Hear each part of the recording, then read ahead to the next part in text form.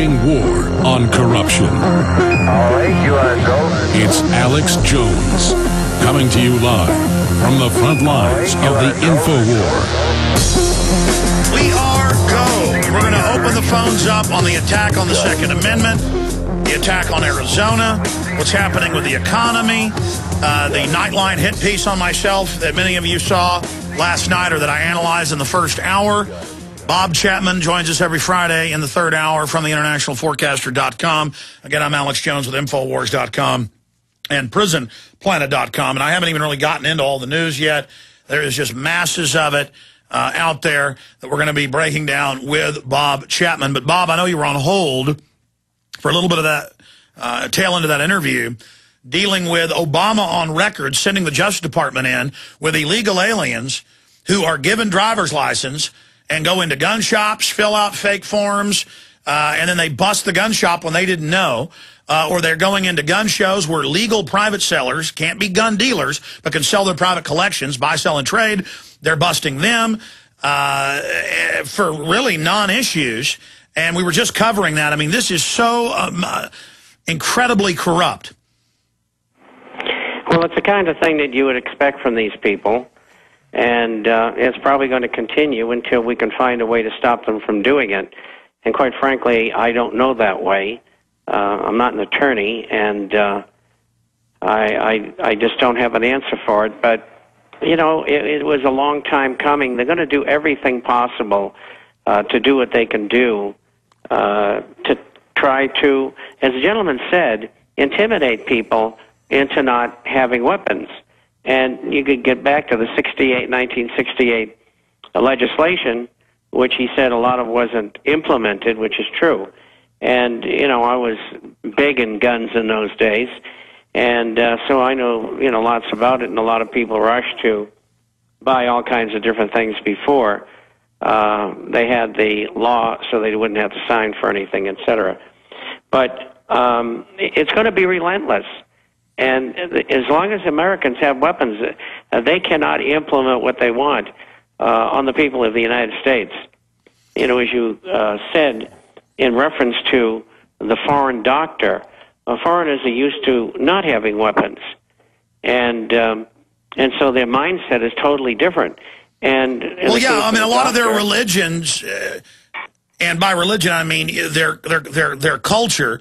And it's in areas of Europe, it's in Asia, it's everywhere, is bootlicking. The religion is bootlicking and being upset by slaves owning guns. And in slave cultures, in dominated, oppressed cultures, the commoners aren't allowed to have weapons. It's that simple. That's right. Whether it's pikes or swords or crossbows or machine guns. And this is that mindset. And that mindset allows the Illuminists of the world to control people. And it's a very good point, because, you know, if they don't have any weapons, they can howl all they want, and we can shoot a few of them, and they'll shut up. Absolutely. That's the concept. But the truth is, with a highly motivated population, if it ever goes to that, which I pray it doesn't, you can get all the guns you want with a knife. Yes. So there is total resistance. Nothing can stop you if you're motivated. Go ahead. That's right. You're absolutely correct.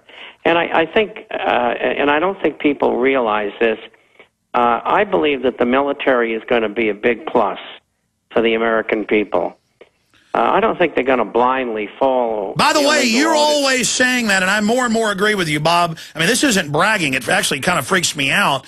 But everywhere I go, military stop me. Everywhere I go, police will pull up or come out of a coffee shop. Everywhere, in other cities now. And they are listening, and they know it's true because they're living it, they're experiencing it, and they are really waking up right now. Well, I'll tell you, I got a little story to tell you. I do a program I have for about 6 years or so, and it's called the Marine Disquisition every Thursday. And it goes out to military people, retired and active all over the world, and particularly people in the Marines and in the Navy, although many others listen, including people in Washington and the State Department, etc. And anyway, I had received a letter from a subscriber in Greece who said his brother attended a wedding and on one of the islands.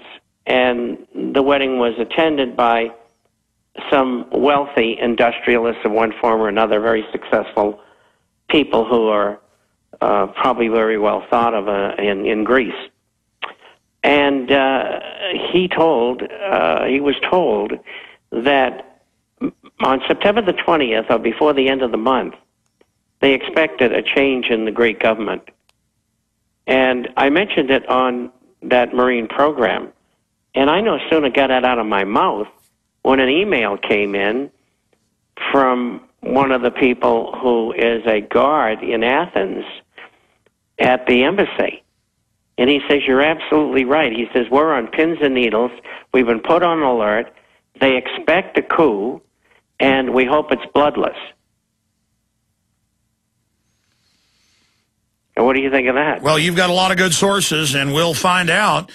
So you're saying the word is, now is this going to be a change of government against the bankers raping Greece, or is it going to be worse? Number one, it's against the bankers. And it's against Papandreou, who is an alumnus to Bilderberger, and they want him out of there. And they know what he is. Yeah, the Greeks have been taken over by the Nazis and many others. They're fiercely independent, smart, patriotic people, and they know they're going into bondage, and 600 of their islands are being handed over to bankers privately. They're saying, well, Goldman Sachs owns this much. We're going to give all their top bankers their own private islands. That's mainstream London Telegraph and BBC, but they report it like it's good.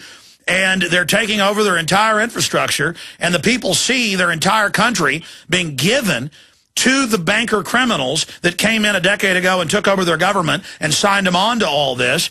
And that's amazing information, Bob. Well, I hope it's right, and I hope they do it, and I think they will. I know you were on the radio and TV over there, and I was as well. And what I told them was this.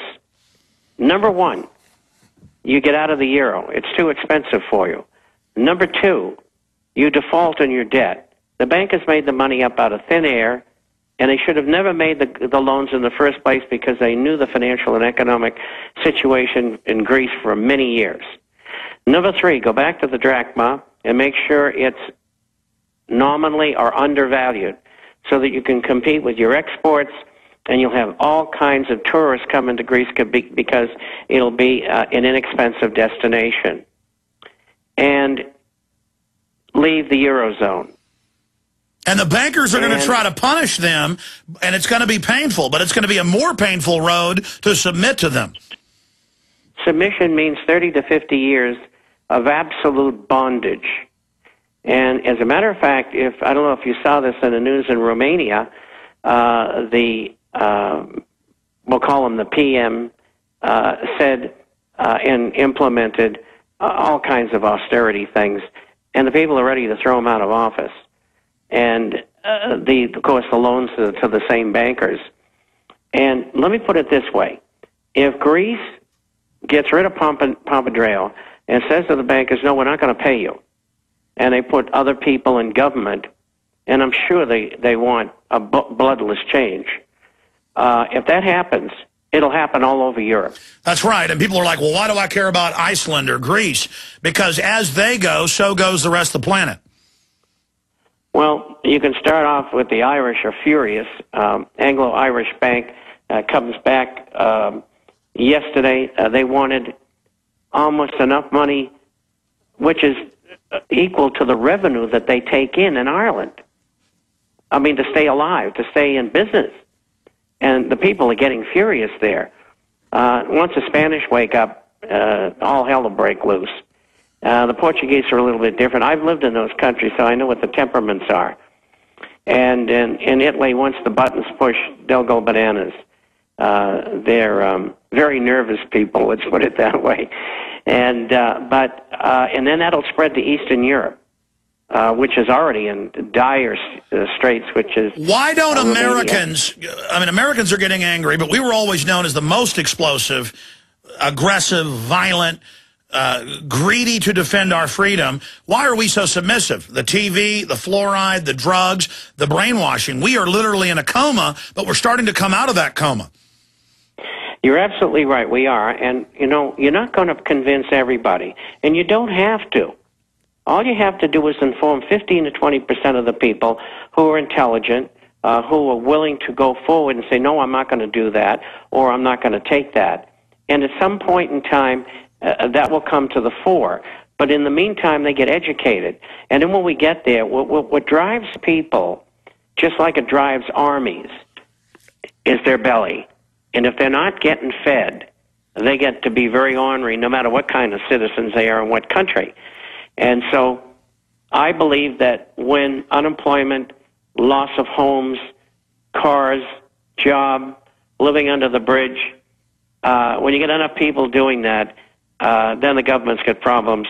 And I do not think the American military will come in and take illegal orders from a non-citizen who says he's president of the United States and go around and round people up or shoot them. Now, that's the key. Do it. That's the key. So what does the John Warner Defense Authorization Act state? What does the Brigade Homeland state? They know that once that starts, true leaders will arise for either good patriotic reasons, or they'll see which way the wind's blowing and want power. They openly say they're going to move to block governors, even remove governors, claim that they speak for the states at the federal level because of the Governor's Council, and they're going to move and assassinate or attempt to assassinate governors and legislative leaders that lead the charge out of this coming dark age. Let's talk about that, Bob, when we come back. Then we're going to phone calls, 800-259-9231. I'm Alex Jones. This is the GCN Radio Network. Don't forget the great news site, GCNlive.com.